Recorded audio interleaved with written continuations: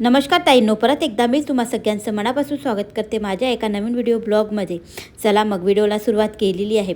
आता ना तिळाचे लाडू मी केलेले होते, अगोदरच केले म्हणा, पण आता म्हटलं मस्त अशी तिळाची पापडी करूया.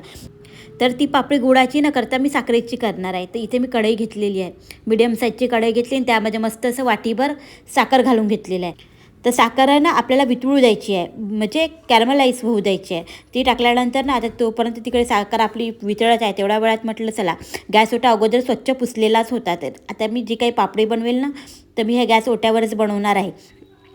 तर इथे मी एक बेलणं घेतलेलं आहे, आपलं कोरपाट बेलणातलं बेलणं असतं ते बेलणं घेतलेलं आहे. थोडंसं तेल घालून घेतलेलं आहे, म्हणजे जी काही आपण पापडी बनवू ती चिपकू नये किंवा चिटकू नये म्हणून. तर इथे मी खाली पण लावून घेतलं काउंटर टॉपला, सोबत आपलं बेलणं आहे त्याला पण मी लावून घेणार आहे. तर इकडे कॅरमलाईज होतच आहे म्हणा आपली साखर. पण कमी गॅस ठेवलेली होती, कारण की म्हटलं जळण्याची भीती जास्त राहते ना, म्हणून थोडं कमीच ठेवलं. आता जवळ आल्यानंतर थोडं मीडियम साईज केलेलं आहे. तर नेमकं त्यावेळेस मी शूट करणारच, त्यावेळेसनं मोबाईलची पूर्ण जेवढं काही स्टोरेज आहे ना फुल झालं होतं, मग मला परत डिलीट करावं लागलं बसून. तरी बघू शकता पापडी मी तयारी केलेली आहे. आता परत तुम्हाला एकदा दाखवणार आहे म्हणा, मी नाही दाखवणार असं नाही. त्याच्यानंतर सगळं डिलीट केल्यानंतर परत मग मी शूट वगैरे केलं. तर जी काही मी पापडी तयार करणार आहे ती याच पद्धतीने तयार करणार आहे. तर बघू शकता मस्त अशी पापडी तयार झाली आणि कोणताही वेळ लागत नाही. वाटीभर ना तिळा म्हणजे ना आपल्या कमीत कमी 15 पापड्या तयार होतात, असे जर तुकडे तुकडे करून आपण ठेवले तर. चला मग आता परत मी काय केलं, आता परत तीच कढई ठेवलेली आहे, त्या कढईमध्ये मी साखर घालून घेतली. साखर घातल्यानंतर परत मी वाटीभर मग तीळ घेतलेले आहेत, ते तीळ घालून घेणार आहे. आता ही साखर पूर्ण वितळतपर्यंत आपल्याला तिथेच थांबायचं आहे, कारण की ते फिरवत जायचं आणि जास्त पण आपलं कॅरमलाईज नाही झालं पाहिजे किंवा करपलं नाही पाहिजे, म्हणून लक्ष द्यायची, दक्षता घ्यायची याची. तर बस थोडंसं वितळल्यानंतर मी जेवढं काही हे तीळ घेतले ते पूर्ण टाकून घेतले आणि ते टाकल्यानंतर फक्त मिक्स केलेलं आहे. आणि इकडे आता आणून घेतलं तेल, आपण अगोदरच लावलेलं आहे, तुम्ही वाटलं तर तूप पण लावू शकता, पण मी तेलच लावलं. म्हटलं ठीक आहे ना, थोडं थोडं ना ते चमच्याला पण चिकटतं, तर मी सोबत दुसरा छोटा चम्मच पण मी घेतला चमचेला, जे चिटकलेलं होतं ते सगळं काढण्यासाठी. आणि सगळं काढल्यानंतर आणि गरमच लाटायचं आहे, याला कोणतंही आपल्याला थांबायचं नाही किंवा वेट वगैरे करायचा नाही. गरमच छान लाटल्या जाते ना, थंड झाल्यानं त्याच्यानंतर तुम्ही म्हणाल की मी लाटते, तर मग तसं काही होत नाही. तर गरमच मस्त असं लाटून मी घेणार आहे. आता हे सगळं लाटताना ना हे आपल्यावर डिपेंड आहे. जर तुम्हाला जाडी पापडी हवी असेल तर तुम्ही जाडं लाटू शकता, आणि पातळ हवी असेल तर पातळ लाटू शकता. तर मी ना इथे पूर्ण मीडियम साईजचंच साईडनीच लाटणार आहे. मीडियम साईजचं जेवढ्या पापड्या तयार होतील तसंच लाटून घेणार आहे. आणि छान आरामात इझी लाटल्या जातात आणि खूप कमी वेळात आणि स्पीडली ह्या पापड्या तयार होतात. मला करायला खूप आवडतात हे. याला वेळही नाही लागत ना, काही मेहनतही नाही लागत. तर चला मग, आणि हे आता लाटल्यानंतर ना आपल्याला कमीत कमी 5 मिनटं फक्त वेट करायचं आहे, जास्त काही नाही. 5 मिनटं मी वेट करणार आहे आणि त्याच्यानंतर मग आपल्याला जसं वाटते तसं तुम्ही पापड्या मग तोडून घ्यायचं आहे. आता याला आकार आपण देऊ शकत नाही, कारण की ते मग ते कडक होऊन जाते ना. कडक आल्यानंतर मग आपल्याला पापड्या असं जसं आकारात येते तसं तोडायच्या आहेत. माझ्याशी आता जसं तुम्हाला मोठा पाहिजे असेल तर मोठ्या तोडायच्या, किंवा छोट्या पाहिजे असेल तर छोट्या तोडू शकता. तुम्हाला वाटलं तर तुम्ही विलायची पावडर पण, जेव्हा साखर कॅरमलाईज होते ना तेव्हाच तुम्ही त्याच्यामध्ये विलायची पावडरसुद्धा टाकू शकता, पण मी नाही टाकलं म्हणा. आता विलायची पावडर तयार पण नव्हतं वेळेवर, तर लाडवामध्ये ते टाकून घेतलं होतं पण याच्यामध्ये नव्हतं तयार, तर मग याच्यामध्ये नाही टाकलं. फक्त मी साखर आणि तिळाचीच पापडी तयार केलेली आहे. जर तुम्हाला साखरेच्या ऐवजी गुळाचं करायचं असेल तर गुळ कॅरमलाईज होऊ द्यायचा. गुळ पहिले टाकून घ्यायचा कढईमध्ये, आणि मग तो वितळल्यानंतर मग आपण वाटीभर तीळ वगैरे, की जेवढं लागते तुम्हाला तेवढं तीळ टाकायचं आणि मग ते होऊ द्यायचं. आणि तसंच सेम प्रोसेसनी तुम्ही ते पण पापडी तयार करू शकता. गुळाची पण पापडी खूप टेस्टी वाटते आणि साखरचीही टेस्टी वाटते, पण मी आता साखरेचीच करत आली आहे भरपूर दिवसापासून, म्हणजे साखरेची करते. आणि लाडू हे गुळाचेच करते. लाडू मला गुळाचेच आवडतात, तीळ गुळाचे. त्याच्यानंतर मी तुम्हाला दाखवणार आहे की बघू शकता 3 वाटी फक्त तिळाच्या ह्या पापड्या आहेत आणि पूर्ण ताटभर झालेल्या आहेत. भरपूर होतात ह्या, कमी याच्यात जास्त म्हटलं तरी चालेल. चला मग आता मस्त अशा झाल्याच्या पापड्या, तर चला म्हटलं देवालाही नैवेद्य दाखवूया. संध्याकाळची दिवाबत्ती झाली होती आणि आपले संक्रांतीचे हळदी कुंकाचे दिवस चालूच आहे. तर परत एकदा नवीन केली होती वस्तू, तर देवालाही नैवेद्य वगैरे दाखवून दिला आणि त्याच्यानंतर मग मी ठेवणार आहे. आता तुम्हाला एक वस्तू दाखवणार आहे, ते म्हणजे की ही. तर हे बघू शकता मी ऑनलाईन बोलवलेलं आहे आणि हे प्रोडक्ट मला खरंच प्रचंड आवडलेलं आहे.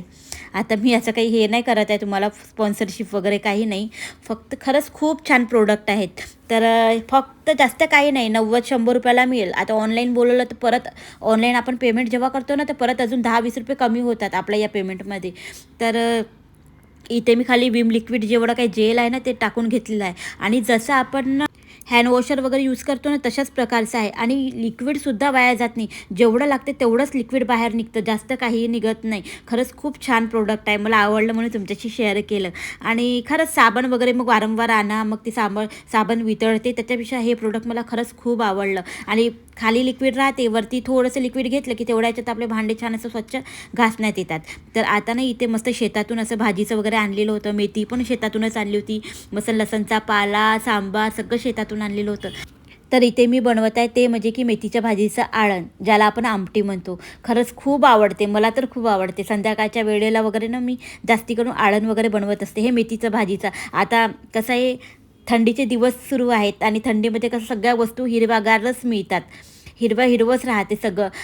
सगळ्यात जास्त आपलं शरीर मस्त असं हेल्दी ठेवण्यासाठी ना मला हिवाळाच खूप आवडतो, कारण की सगळ्या वस्तू हिवाळ्यात मिळतात. तर चला मग इथे मी तेल घालून घेतलेलं आहे आणि पूर्ण असं वाटण करून घेतलेलं होतं, टमाटर वगैरे टाकून, मेथ्या वगैरे टाकून. तर आपल्याला हे आळण करताना, आमटी वगैरे करताना ना लसणाची फोडणी द्यायची आहे. भरपूर असं लसण घालून घेतल्यानंतर ना मी जेवढं वाटण तयार केलेलं होतं ते सगळं घालून घेतलं आणि तेलामध्ये थोडंसं होऊ द्यायचं, तेल वरती येतपर्यंत. आणि त्याच्यानंतर बस चवीनुसार तिखट, मीठ आणि हळद एवढंच टाकायचं, बाकी दुसरे कोणतेही मसाले टाकायचे नाही. पाणी सोडून घेतलेलं आहे. त्याच्यानंतर ना भरपूर जण बेसन लावतात, बेसनचा घोळ करतात आणि ते लावतात, पण मी बेसन वगैरे नाही लावत. मग मला ते बेसनच वाटते. तर याच मिक्सरच्या पॉटमध्ये मी कणिक टाकली आणि थोडंसं पाणी घालून ते मिक्सरमध्ये फिरवलं आणि ते लावलेलं आहे आळणाला. तर त्याच्यानंतर बघू शकता आज चतुर्थी होती, तर संध्याकाळची पूजा होती, तर म्हणूनच मी तिळाच्या पापड्याच मग नैवेद्याला दाखवला. आणि या महिन्यातली जी चतुर्थी असते ती तिळकुंट चतुर्थी असते, तिळाला जास्त महत्त्व असते. तिळाचा नैवेद्य हा गणपती बाप्पाला दाखवावाच लागतो. तर मग मी त्याच पापड्याचाच नैवेद्य दाखवलेला होता. तर बघू शकता मस्त असं आपलं जे काही मेथीच्या भाजीचं आळण आहे तेही तयार आहे. आणि सोबत मस्त अशी कोथिंबीर, तेही शेतातली फ्रेश मस्त अशी, ती पण घालून घेतली. तर कधी कधी संध्याकाळी आपण कसं आमटी बनवतो, बेसन, फोडणीचं वरण असं बनवताना ना मी असं काही काही तळत पण राहते. आता इथे मी उडदा मुगाचे पापड तळून घेतले ना, आमच्याकडे ना यांना ना भरपूर असे फिंगर्स तळलेले खूप आवडतात, तर ते पण तळून घेतले. ते म्हणत होते की तळ म्हणून. आणि पोह्याचे सांडगे बनवलेले होते, तर ते पण तळून घेतलं. आणि खरंच आपण ना कधी कधी तेच ते भाजी वगैरे खाऊन कंटाळतो, आणि असं जेवण पण कधी कधी खूप छान वाटते संध्याकाळच्या वेळेला वगैरे. त्याच्यानंतर हे दुसऱ्या दिवशीच आहे, तर रॅक बघू शकता मी काढली वगैरे नाही. आता काढायची, मग परत घासायची, मग आणून लावायची. तर राहू दे म्हटलं. मी पूर्ण काय केलं ना, काउंटर टॉप आहे खाली, जेवढं काय ते सगळं सामान तिथून हटवून घेतलं. आता थोडंसं लिक्विड घेतलेलं आहे आणि स्क्रब घेतलेला आहे. आता इथच्या इथे घासते आणि इथच्या इथेच पाणी टाकून धुवून घेणार आहे, म्हणजे थोड्या वेळात वाळूनही जाईल, नाही लवकरात लवकर भांडे पण लावून होणार. मग टोपल्यामध्ये आपण सगळे भांडे काढले राहिले ना जेवढे काही, तर मग कसं खूप पसारा वाटते. तर म्हटलं पहिले पटकनच इथच्या इथेच घासून घेते आणि इथेच मस्त उभ्या उभ्या धुवून घेते. तसं तर काढायला पाहिजे म्हणा, मी प्रत्येक वेळेस काढते, पण म्हटलं यावेळेस आता सकाळी सकाळी खूप घाई राहते ना, सकाळचा हा वेळ आहे, तर म्हणून मी इथच्या इथेच आता मस्त असं घासून आणि धुवून घेणार आहे. त्याच्यानंतर मग सगळं घासलं, धुतलं, छान ओल्या कापडानी, कोरड्या कापडानी सगळं पुसून काढलं. आणि वरतूनपासून खालीपर्यंत सगळ्याचे जिथे जिथे न्यूजपेपर टाकायचे तिथे मी टाकून घेणार आहे. आणि मग व्यवस्थित लावून घेईन. कसं आहे ना, आपण भांडे तर आपले स्वच्छ राहतातच, पण त्याच्यासोबत ही रॅकसुद्धा स्वच्छच पाहिजे. आणि आपलं कसं ओपन किचन आहे सगळं, मॉड्युलर वगैरे काही नाही, तर ही रॅकसुद्धा चमकली ना, त्याच्यानंतर भांडे पण त्याच्यावर ठेवल्यानंतर ना खरंच खूप छान असा लूक आपल्या किचनला येतो. आता आपण त्याच्यामध्ये भांडे ठेवतो, गंज सगळं, छोट्या छोट्या गंजापासून सगळं ठेवत असतो, तर ते पण पुसत राहते म्हणा, मी नाही पुसत तसं नाही, पण डागं पडतातच पाडायचे. तर त्यामुळे ना असं शॉर्टकटमध्ये काम केलं तरी चालून जाते आपलं. तर चला मग दिवाळीमध्ये तर तसंच डीप क्लिनिंग सगळं किचन झालेलं होतं. त्याच्यानंतरही मी आता मधात एक व्हिडिओ तुम्हाला शेअर केला, तेव्हा पण माझी किचन क्लिनिंग केली होती. आणि डबे तर वगैरे आपण पुसतच राहतो, आणि खाली होतात ते डबे आपण घासायला काढतच राहतो. त्याच्यानंतर हे दुपारचा वेळ आहे. आता एक गृहिणी म्हटलं की तिचे कामं ठरलेलीच असतात. आता घरी दळण आहे की नाही आहे पाहणं.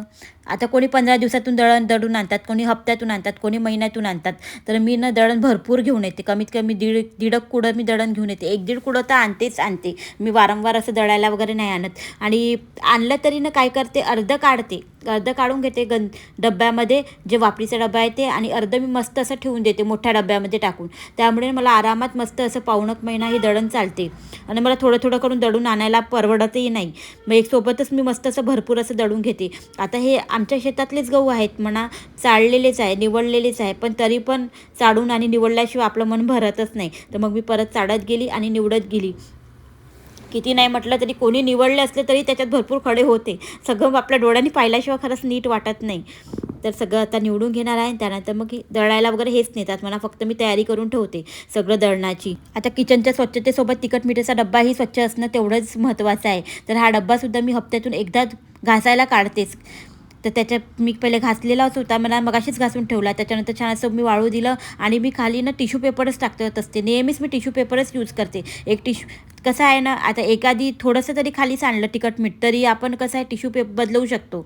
म्हणूनच टिश्यू पेपर मी 2-3 दिवसातून एक वेळा बदलवते. आणि तर अशा प्रकारे ना जर तुम्ही 15 दिवसातून एकदाही तुम्ही हा तिखट मिठाचा डब्बा स्वच्छ केला तरीही चालतो. चला मग पूर्ण तिखट मिठाच्या डब्यामध्ये सगळं भरल्यानंतर किती छान वाटते ना. आणि हे स्वच्छ केल्यानंतर जेव्हा आपण तिखट मिठाचा डब्बा भरतो ना, तेव्हा खरंच खूप छान वाटते. मनाला ते एक वेगळंच समाधान मिळते. चला मग मी आजचा व्हिडिओ इथेच संपवणार आहे. भेटते तुम्हाला एका नवीन व्हिडिओसोबत. Bye bye.